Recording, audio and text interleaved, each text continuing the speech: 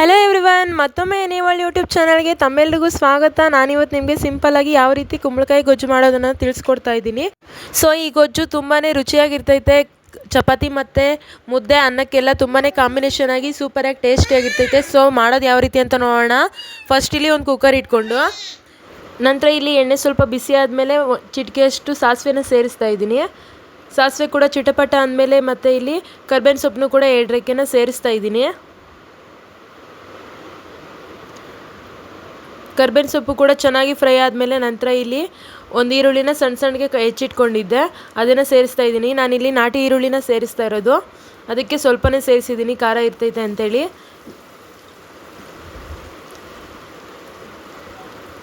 ಮತ್ತು 1 ಗಡ್ಡೆ ಬೆಳ್ಳುಳ್ಳಿನ ಸೇರಿಸಿ ಚೆನ್ನಾಗಿ ಫ್ರೈ ಮಾಡ್ಕೊತಾ ಇದ್ದೀನಿ.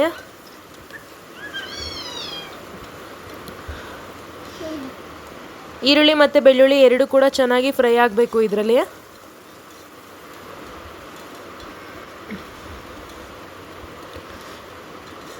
ತುಂಬಾ ಟೇಸ್ಟಿಯಾಗಿರುತ್ತೆ ಈ ಗೊಜ್ಜು. ನೀವು ಕೂಡ ಒಂದ್ಸರಿ ಟ್ರೈ ಮಾಡಿರಿ. ತುಂಬ ಅಂದರೆ ತುಂಬಾ ಚೆನ್ನಾಗಿರ್ತೈತೆ. ಚಪಾತಿಗಂತೂ ತುಂಬ ಕಾಂಬಿನೇಷನ್ ಚೆನ್ನಾಗಿರ್ತೈತೆ ಅಂತಲೇ ಹೇಳ್ಬೋದು. ನೋಡಿರಿ, ಈ ರೀತಿ ಎಲ್ಲ ಈರುಳ್ಳಿ ಚೆನ್ನಾಗಿ ಫ್ರೈ ಆದಮೇಲೆ ನಂತರ ಇಲ್ಲಿ ಖಾರಕ್ಕೆ ಅನುಗುಣವಾಗಿ ಒಣಮೆಣ್ಸಿನ್ಕಾಯಿನ ಸೇರಿಸ್ತಾ ಇದ್ದೀನಿ. ಈ ಮೆಣಸಿನ್ಕಾಯಿ ತುಂಬಾ ಖಾರ ಇದೆ, ಅದಕ್ಕೆ ನಾನು ಸ್ವಲ್ಪನೇ ಸೇರಿಸಿದ್ದೀನಿ. ನಿಮ್ಮ ಖಾರ ಯಾವ ರೀತಿ ಬೇಕೋ ನೋಡಿಕೊಂಡು ನೀವು ಸೇರಿಸ್ಕೋಬೇಕಾಗ್ತೈತೆ. ಒಣಮೆಣ್ಸಿನ್ಕಾಯಿ ಹಾಕಿದ್ರೆ ತುಂಬ ಟೇಸ್ಟ್ ಇರ್ತೈತೆ ಗೊಜ್ಜು, ಅದಕ್ಕೆ ನಾನು ಒಣಮೆಣ್ಸಿನ್ಕಾಯಿ ಹಾಕಿ ಮಾಡ್ತಾಯಿದ್ದೀನಿ. ನಂತರ ಇಲ್ಲಿ ಒಣಮೆಣ್ಸಿನ್ಕಾಯಿ 2 ಸೆಕೆಂಡ್ ಫ್ರೈ ಮಾಡಿಕೊಂಡು 2 ಟೊಮೊಟೊನ ಸೇರಿಸ್ತಾ ಇದ್ದೀನಿ, ತುಂಬ ಹಣ್ಣಾಗಿರೋದನ್ನ. ಅದನ್ನು ಕೂಡ ಚೆನ್ನಾಗಿ ಎಣ್ಣೆಯಲ್ಲಿ ಫ್ರೈ ಮಾಡ್ಕೋಬೇಕು.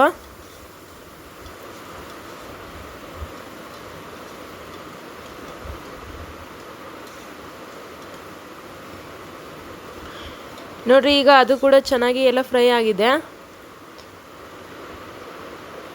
ನೋಡಿರಿ, ಸ್ವಲ್ಪ ಸಾಫ್ಟ್ ಆಗಿದೆ ಟೊಮೊಟೊ ಎಲ್ಲ. ಈ ಟೈಮಲ್ಲಿ ನಾನು 100 ಗ್ರಾಮ್ ಆಗುವಷ್ಟು ಕುಂಬಳಕಾಯಿನ ಇಲ್ಲಿ ಸೇರಿಸ್ತಾ ಇದ್ದೀನಿ. ಸಣ್ಣಕ್ಕೆ ಹೆಚ್ಚಿಟ್ಕೊಂಡಿದ್ದೀನಿ, 2 ಸರಿ ವಾಶ್ ಮಾಡಿ ಸೇರಿಸ್ತಾ ಇರೋದು. ಈಗ ಅದನ್ನೆಲ್ಲ ಚೆನ್ನಾಗಿ ಮಿಕ್ಸ್ ಮಾಡಿಕೊಂಡು ಗ್ಯಾಸು ಹೈ ಫ್ಲೇಮಲ್ಲೇ ಇದೆ.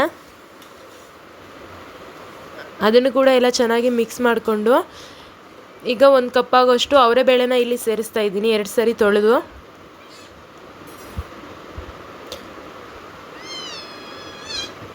ಬೇಳೆ ಜಾಸ್ತಿ ಹಾಕಬೇಡ್ರಿ.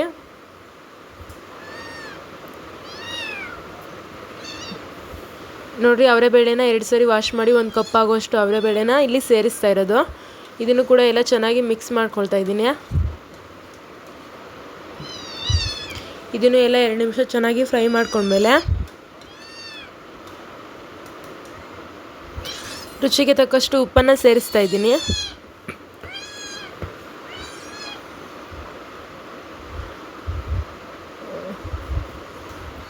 ರುಚಿಗೆ ತಕ್ಕಷ್ಟು ಉಪ್ಪನ್ನು ಸೇರಿಸಿ ಸ್ವಲ್ಪ ಅರಿಶಿನ ಸೇರಿಸ್ತಾ ಇದ್ದೀನಿ, ಚಿಟಿಕೆ ಅರಿಶಿನ ಈ ಟೈಮಲ್ಲೇ ಸೇರಿಸ್ರಿ, ಒಗ್ಗರಣೆಗೆ ಹಾಕ್ಬೇಡ್ರಿ. ಒಗ್ಗರಣೆಗೆ ಹಾಕಿದ್ರೆ ಒಂಥರ ಟೇಸ್ಟ್ ಇರುತ್ತೆ, ಈ ಟೈಮಲ್ಲಿ ಸೇರಿಸಿದ್ರೆ ಒಂಥರ ಟೇಸ್ಟ್ ಇರುತ್ತೆ. ನಾನು ಈ ಟೈಮಲ್ಲೇ ಸೇರಿಸ್ತಾ ಇದ್ದೀನಿ. ನೋಡಿ, ಇದೆಲ್ಲ ಚೆನ್ನಾಗಿ 2 ಸೆಕೆಂಡ್ ಫ್ರೈ ಮಾಡ್ಕೊಂಡಿದ್ದೀನಿ.